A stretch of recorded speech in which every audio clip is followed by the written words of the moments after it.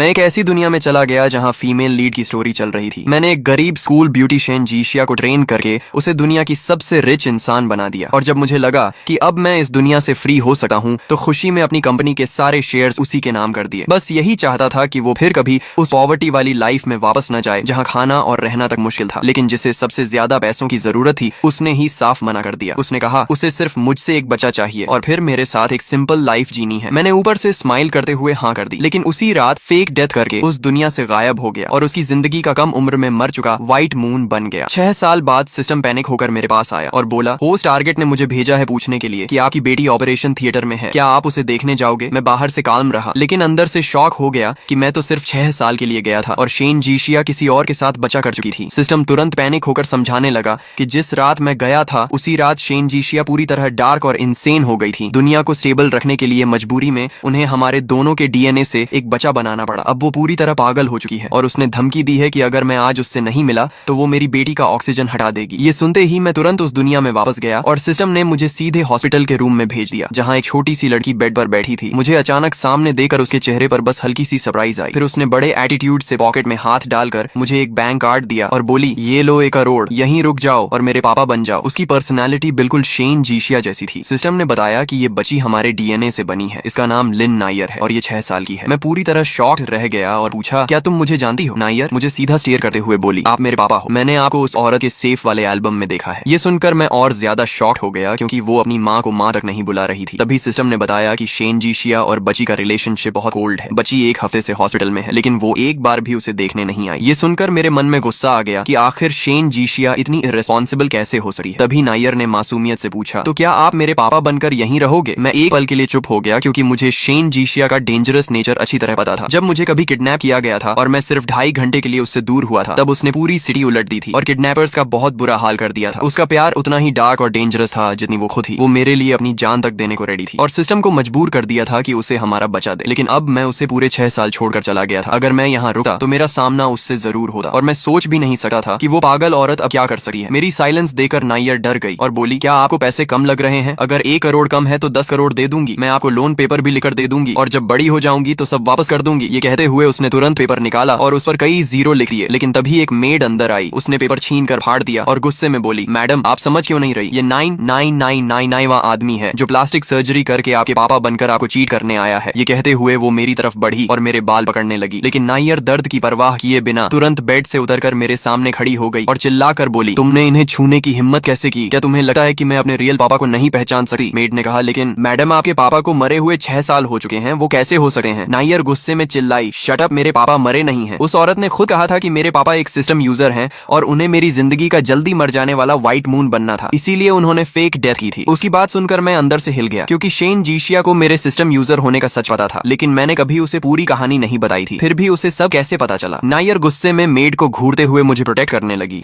जैसे कोई छोटी वाइल्ड कैट अपने सबसे कीमती इंसान को बचा रही हो। मेड आखिरकार रूम से बाहर चली गई लेकिन जाते जाते उसने किसी को फोन कर दिया। नायर ने चुपके से अपनी आंखों के आंसू पोंछे लेकिन उसकी लाल आंखें देखकर मेरा दिल पिघल गया। मैंने धीरे से पूछा सर्जरी के स्टिचेस दर्द कर रहे हैं क्या। उसने एटीट्यूड से कहा सिर्फ अपेंडिक्स सर्जरी थी, मैं ठीक हूँ। मैं एक पल के लिए फ्रीज हो गया क्योंकि शेन जीशिया ने तो ऐसे बिहेव किया था जैसे बच्ची मरने वाली हो। सिस्टम धीरे से बोला शायद उसने आपको वापस बुलाने के लिए ही इतनी बड़ी धमकी दी थी। तभी मेरी नजर टेबल पर रखी मेडिसिन पर गई लेकिन जैसे ही मैं उसे लेने आगे बढ़ा नायर ने डरते हुए मेरा हाथ पकड़ लिया और बोली पापा मैं आपको जितने पैसे चाहिए दूंगी, बस आप मुझे छोड़कर मत जाना। उसकी डरी हुई आंखें देखकर मेरा दिल पूरी तरह टूट गया। मैंने उसे गोद में उठाकर बेड पर बैठाया और कहा मैं कहीं नहीं जा रहा और मुझे किसी पैसे की जरूरत नहीं, पहले मेडिसिन पी लो। नायर तुरंत बोली मैं बहुत इजी चाइल्ड हूँ, मुझे कुछ नहीं चाहिए, बस आप चले मत जाना। मैंने हंसते हुए कहा अगर तुम मेडिसिन पी लोगी तो मैं यहीं रुकूंगा। ये सुनते ही उसकी आंखें चमक उठी और उसने नाक पकड़कर पूरी कड़वी मेडिसिन एक ही बार में पी ली। फिर मेरे कपड़े कसकर पकड़ ली और बोली मैंने पी ली, अब आप नहीं जाओगे। मैंने उसके सिर पर हाथ फेरते हुए कहा हाँ मैं यहीं हूँ। लेकिन वो फिर भी नहीं मानी और बोली प्रॉमिस करो। मैं हेल्पलेस होकर हंस पड़ा क्योंकि माँ बेटी दोनों को मुझसे प्रॉमिस करवाने की आदत थी। मैं उसे थपथपाकर सुलाने लगा और थोड़ी देर बाद वो मुझे देखते देखते सो गई। मैं उसे देखकर इमोशनल हो गया। तभी अचानक सिस्टम ने पैनिक होकर अलार्म बजाया और बोला होस्ट टारगेट के साथ कुछ गलत हो गया है। अगले ही पल मेरे सामने एक बड़ी स्क्रीन खुल गई जिसमें हमारी पुरानी विला दिखाई दे रही थी। हॉल में हजारों वुडन डॉल्स रखी थीं और उन सभी का चेहरा बिल्कुल मेरी तरह था। बीच में बैठी शेन जीशिया अपने हाथों से एक और डॉल कार्व कर रही थी। 6 साल बाद भी उसका चेहरा उतना ही खूबसूरत था लेकिन उसकी आंखों में अब सिर्फ खालीपन और मैडनेस बचा था। उसे देखकर मुझे पहली बार उससे मिलने वाला दिन याद आ गया। उस समय उसे उसके असली पेरेंट्स ने घर से निकाल दिया था। कड़ाके की ठंड में उसने सिर्फ एक पतली हाफ स्लीव पहनी हुई थी। पूरा शरीर चोटों और ब्रूजेस से भरा था और वो बेयरफुट समुद्र की तरफ बढ़ रही थी। उसकी आंखों में जीने की कोई उम्मीद नहीं बची थी। तभी मैंने दौड़कर उसका हाथ पकड़ा और पूरी ताकत से उसे समुद्र से बाहर खींच लिया। वो लगातार छूटने की कोशिश कर रही थी, लेकिन मैंने उसे जाने नहीं दिया और जबरदस्ती अपनी जैकेट उसके ऊपर डाल दी। उसने सस्पिशियस नजरों से मुझे घूरते हुए भारी आवाज में पूछा, तुमने मुझे क्यों बचाया? तब मैंने कैजुअली जवाब दिया, क्योंकि मैं फ्यूचर देख सकता हूँ और मुझे पता है कि तुम आगे चलकर बहुत पावरफुल इंसान बनने वाली हो, ऐसी इंसान जो पूरी दुनिया को हिला देगी। मैं झूठ भी नहीं बोल रहा था, क्योंकि कहानी में शेन जीशिया असली फाइनल विलन थी। बस उसे अपनी जिंदगी का सबसे मुश्किल समय पार करना था और फिर वो फीमेल लीड से भी ज्यादा ताकतवर बन जाती। शेन जीशिया किसी पर आसानी से भरोसा नहीं करती थी, लेकिन न जाने क्यों उसने मेरी हर बात पर यकीन कर लिया। फिर मैंने 3 साल तक उसे ट्रेन किया और धीरे धीरे वो लोगों की नजर में ऐसी रूथलेस वुमन बन गई जो पावर और मनी के लिए कुछ भी कर सकती थी। लेकिन उसी दौरान मैं उसकी जिंदगी की सबसे बड़ी वीकनेस भी बन गया। मैं अचानक रियलिटी में वापस आया तो देखा शेन जीशिया ने कार्विंग नाइफ उठाकर बिना हेजिटेशन अपनी उंगली काट दी और खून से वुडन डॉल के होंठों पर आखिरी निशान बना दिया। फिर वो हल्का सा मुस्कुराई और बोली, मेरा लिंक्डइन सच में बहुत हैंडसम है, लेकिन अफसोस आखिर में ये भी वो नहीं है। उसका ये कहना था कि मेरे पूरे शरीर में सिहरन दौड़ गई। मैंने उसकी नजरों का पीछा किया और अगले ही पल मेरी रूह तक कांप गई, क्योंकि कमरे के हर कोने में रखी वुडन डॉल्स